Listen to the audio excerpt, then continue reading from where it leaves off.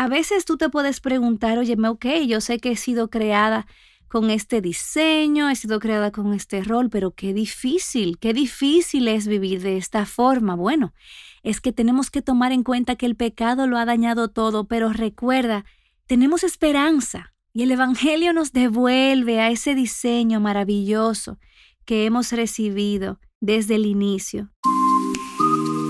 Este es el podcast de Joven Verdadera.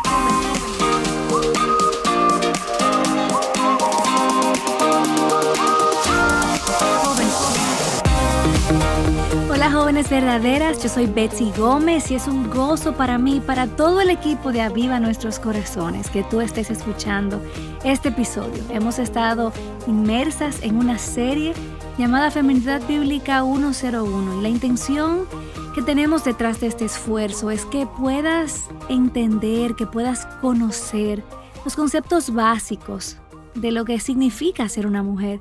Me encanta esa frase de Elisabeth Elliot que dice, para aprender lo que significa ser mujer, debemos comenzar con aquel que la hizo. Y eso es lo que estamos haciendo. En lugar de ir al mundo, a los medios de comunicación o a lo que encontramos en nuestros propios corazones, nos estamos acercando a la palabra de Dios para ver qué es lo que ella tiene que decirnos acerca de nuestra feminidad, acerca de nuestro sexo femenino, nuestros roles. Y a veces pensamos que estos temas solamente son importantes para mujeres casadas, para mujeres con hijos o en otra etapa de vida. Pero es importante que entiendas que eres una mujer ahora y si quieres saber qué significa eso, cuál es el rol, el llamado que Dios te ha dado en esta etapa de tu vida, tenemos que acercarnos al Señor, porque al final de cuentas, nuestro diseño como mujeres no se trata de nosotras mismas, se trata de Dios. Él es nuestro creador, Él es nuestro diseñador, así que, así como Elisabeth Elliot dice, tenemos que hacer de Dios nuestro punto de partida a la hora de definir qué significa el hecho de que somos mujeres. Y me encanta que lo que estamos haciendo es acercándonos a la narrativa de la creación, recordando que esto no es simplemente una historia fantástica del pasado, no, es nuestra historia, es nuestro origen, es el origen del mundo y de la humanidad, así que tenemos que prestar atención. Ya vimos una vista panorámica cuando nos fuimos en ese paseo por helicóptero en Génesis 1.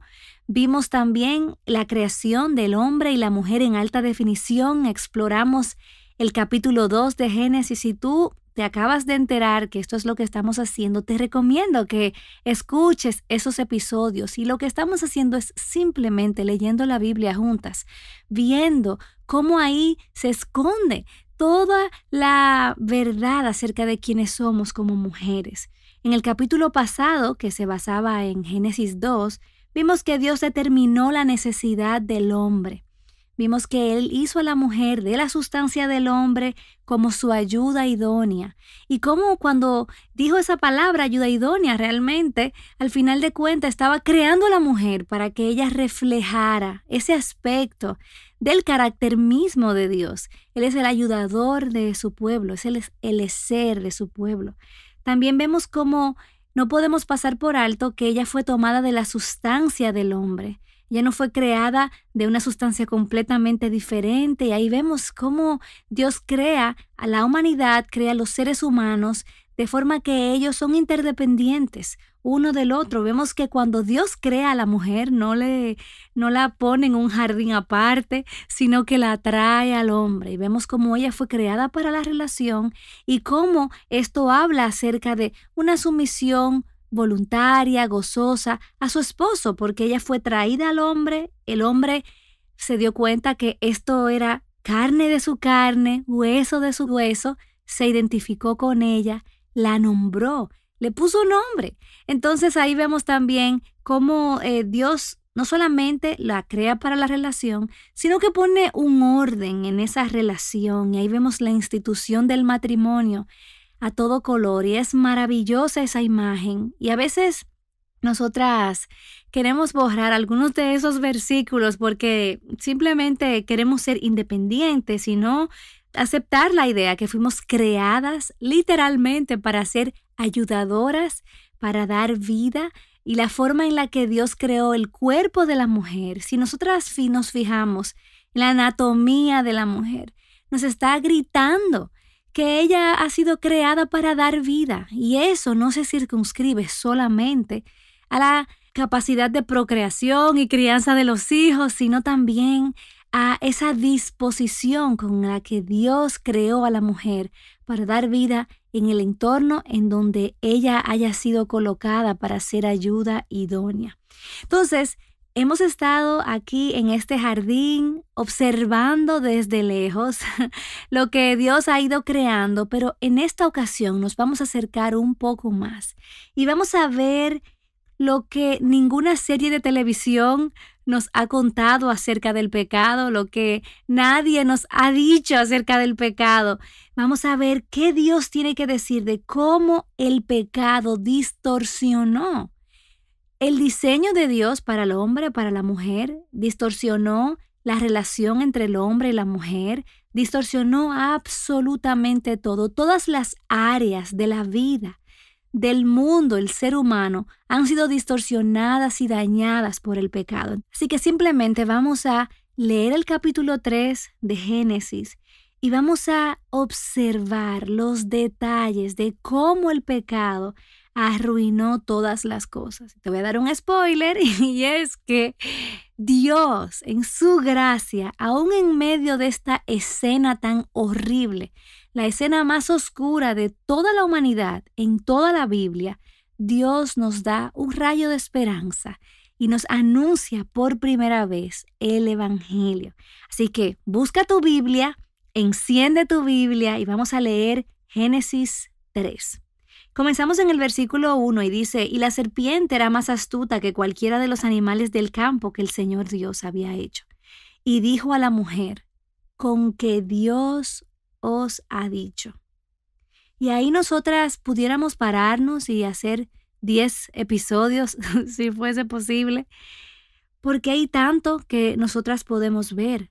Lo primero que Satanás le dice a la mujer, y esto parece una conversación tan natural, pero en realidad no lo es que él pone en duda lo que Dios había dicho.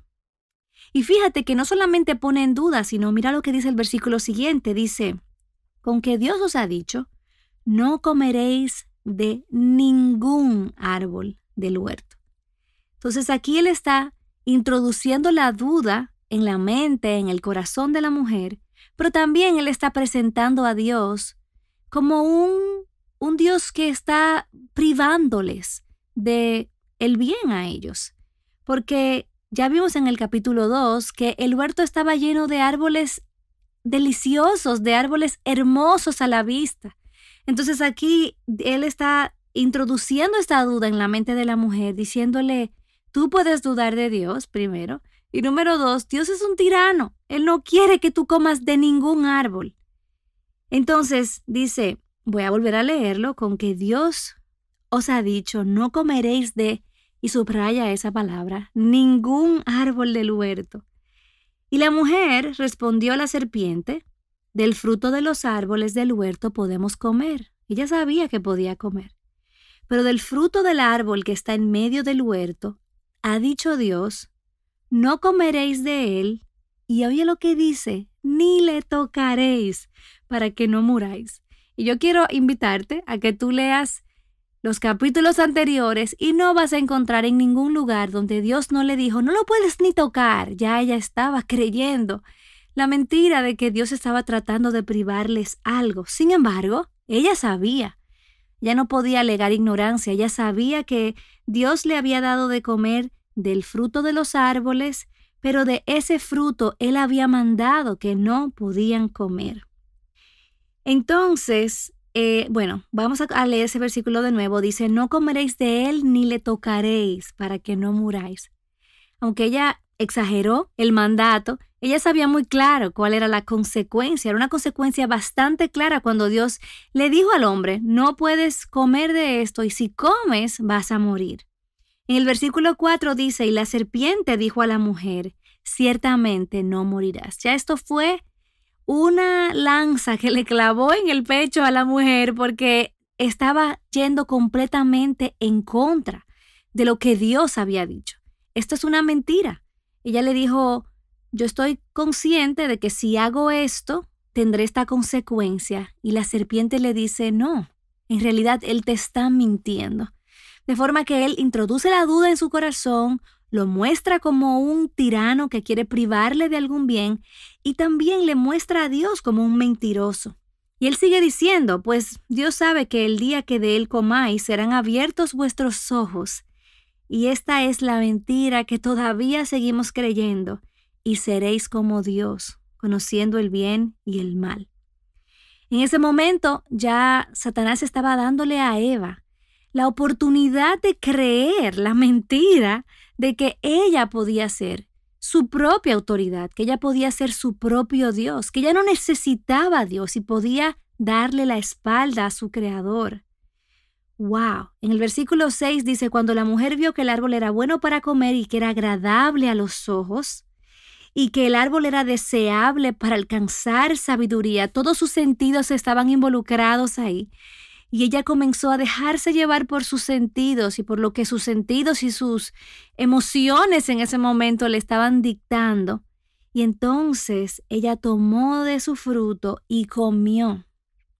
Ella consumó ese pecado. Ella primero puso su oído para escuchar lo que la serpiente tenía que decir, que solamente dijo mentiras acerca de Dios, de su carácter, de su palabra. Ella consideró esas mentiras, ella las meditó, o sea, ella las asumió, como puedes leer en el libro Mentiras que las mujeres creen. Y no solamente eso, sino que también ella obró de acuerdo a esta mentira. Y dice que dio también a su marido que estaba con ella y él comió. Entonces vemos aquí que la mujer hace caso a la mentira de Satanás, cree la mentira, obra a favor de la mentira, pero también invita a su marido a pecar con ella, que estaba junto a ella, y él entonces peca como ella. Es increíble cómo todo esto aquí está tan al revés de cómo debió haber sido, todo está tan distorsionado. Se supone que Adán estaba ahí para protegerla, para cuidarla. Él era su esposo, él era su autoridad. Ella estaba ahí para hacer una ayuda adecuada para él.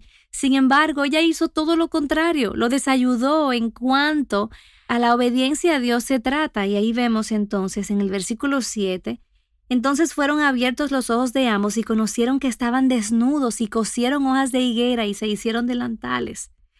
Todo lo que estaba en su mente forrado de pureza, todo lo que para ellos era puro, santo, comenzó a corromperse cuando el pecado entró en sus corazones y distorsionó absolutamente todo. De forma que cuando ellos se miraron el uno al otro, ya no podían verse con la pureza que tenían en sus mentes. Ya el pecado lo había dañado todo y ellos pensaban que podían cubrirse, que podían cubrir sus cuerpos con hojas de higuera. ¡Qué tontería! Ellos se hicieron delantales como si eso iba a resolver el problema, pero mira lo que pasa. Dice, y oyeron al Señor que se paseaba en el huerto al fresco del día. Y el hombre y la mujer se escondieron de la presencia del Señor. Es exactamente lo que hacemos en el momento en que pecamos.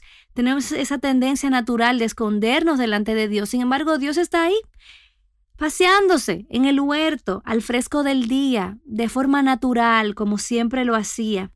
Y dice que ellos se escondieron de la presencia de Dios entre los árboles del huerto, y en el versículo 9, no te pierdas, el Señor llamó al hombre. Me encanta que veamos el orden con el que Dios hace las cosas. Y recuerda que lo que estamos tratando es proveyéndonos un marco para poder entender nuestro diseño como mujeres, de forma que los detalles son importantes en toda esta narrativa. Dios tenía que haber llamado, lógicamente, a la mujer, porque la mujer había pecado. Inicialmente, ambos pecaron y ambos se presentaron responsables delante de Dios. Sin embargo, ella pecó primero. ¿Y a quién Dios está llamando? Dios llamó al hombre y le dijo, ¿dónde estás? Dios llamó al hombre porque él era la autoridad de ese núcleo familiar. Y lo vemos desde la forma en que Dios creó al hombre primero, le dio la instrucción al hombre primero, lo puso para guardar el hogar, le dio claro una labor y un trabajo. La mujer fue creada para relacionarse con él, para hacer ayuda adecuada, pero el hombre era el responsable. El hombre era el responsable. Entonces esto nos habla mucho acerca de cómo debe ser el diseño de Dios para el matrimonio, para la relación entre el hombre y la mujer en el marco del matrimonio. Y Dios le dice, ¿dónde estás? ¿Ustedes creen que Dios no sabía dónde él estaba? Claro que Dios sabía. Y yo veo esto como una invitación de Dios para que el hombre viniera y confesara y volviera a sus brazos, ¿verdad? Pero él respondió en el versículo 10, te oí en el huerto y tuve miedo porque estaba desnudo y me escondí.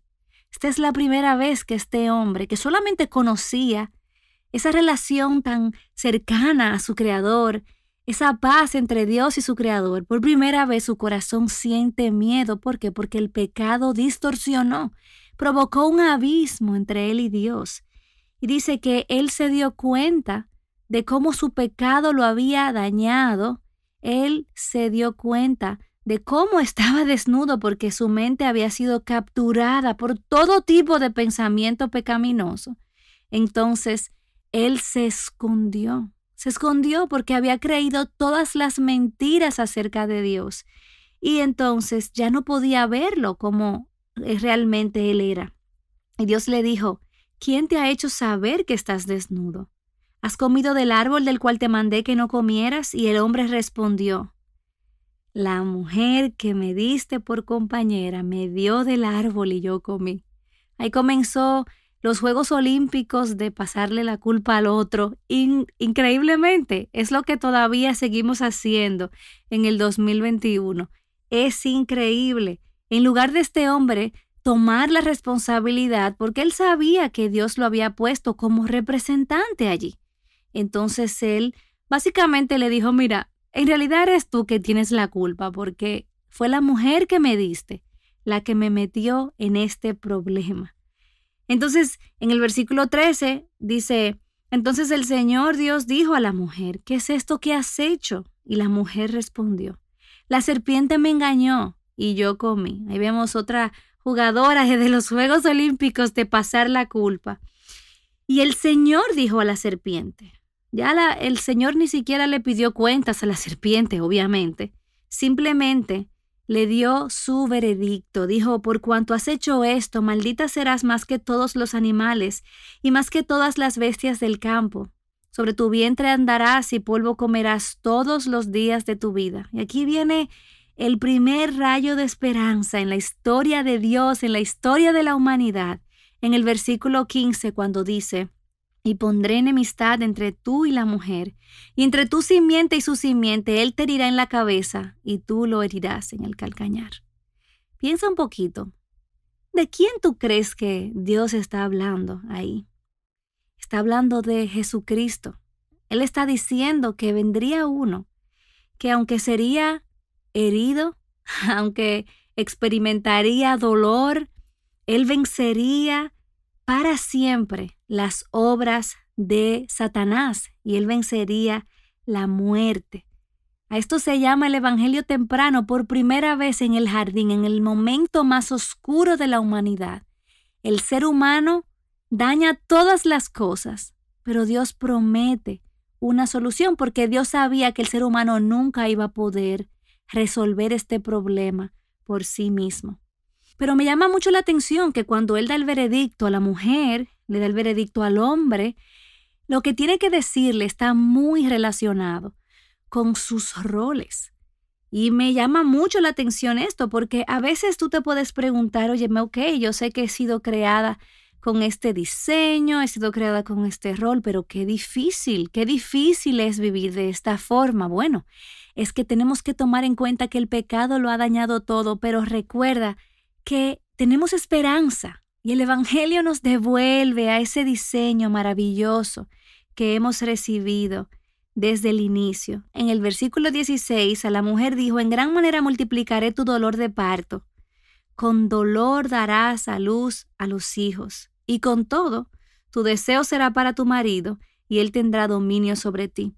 El pecado dañó la disposición natural para la mujer ser una dadora de vida con sumo gozo en todas las áreas. Ahí vemos que el pecado introdujo dolor en el parto, en el embarazo, en la crianza de los hijos, y como madre puedo testificarte, bueno, ahora mismo estoy embarazada. Y no te puedo explicar las veces que mientras voy hablando contigo me da náuseas o me duele un ligamento. Yo puedo simpatizarme con este dolor. Pero todo esto ha sido fruto del pecado. O sea, el diseño con el que Dios creó a la mujer fue afectado a causa del pecado. Nosotras somos dadoras de vida. Y me llama la atención que también dice: tu deseo será para tu marido y él tendrá dominio sobre ti. Y déjame decirte que por tanto tiempo yo he pensado que eso quiere decir que la mujer iba a desear al marido por encima de cualquier cosa, pero cuando nosotras vemos esa palabra y cómo es usada más adelante, refiriéndose a Caín y el pecado, cómo lo iba a dominar, podemos entender, y la Biblia Nueva Traducción Viviente dice: y desearás controlar a tu marido, pero él gobernará sobre ti. Y vemos cómo el pecado ha dañado la disposición natural de la mujer someterse a su marido como un regalo que le da a su marido, su sumisión gozosa, voluntaria, una sumisión que responde a un liderazgo piadoso. Eso fue dañado. Nosotras como mujeres ahora tenemos la tendencia natural por el pecado de querer controlar. No sé si te identificas. Que a veces como mujeres queremos controlar las cosas, queremos que las cosas se hagan como nosotras decimos, y eso puede pasar en situaciones muy importantes, o también como cuando a veces voy en el carro con mi esposo y yo quiero decirle qué es lo que él tiene que hacer o a dónde tiene que doblar.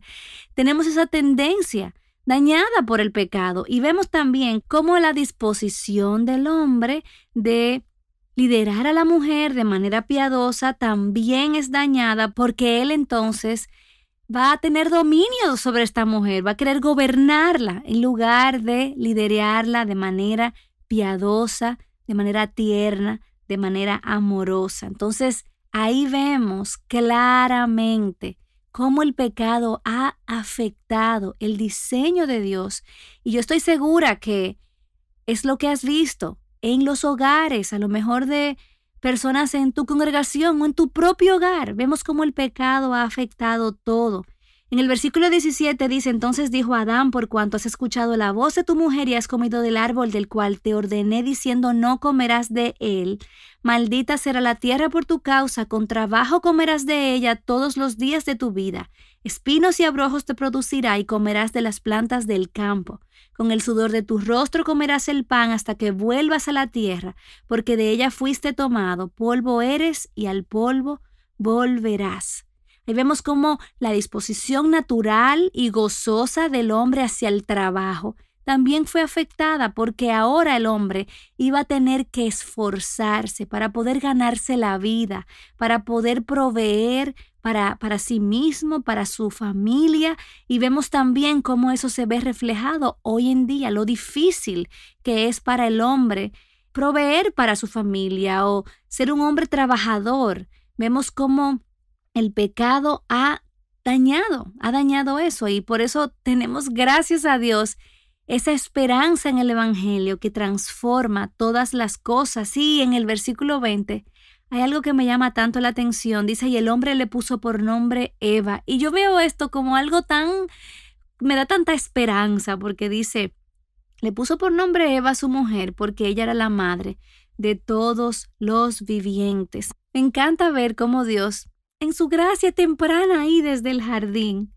aún siendo la mujer la causante inicial, ¿verdad? Ambos fueron responsables y tuvieron que dar cuentas a Dios de todo este problema y de toda esta locura con el pecado. Aún así, ella tiene la capacidad y mantiene la capacidad de ser una dadora de vida. Y no solamente eso, sino que Dios prometió que de la simiente de esa mujer vendría el Salvador. Eso me parece una imagen tan llena de gracia, una imagen tan redentora.